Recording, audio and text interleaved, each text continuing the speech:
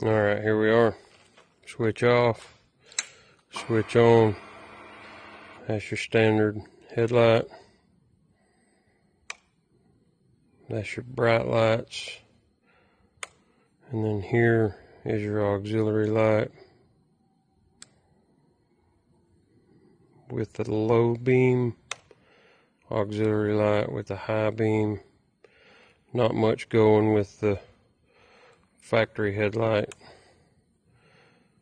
but the aftermarket auxiliary lights make a considerable difference.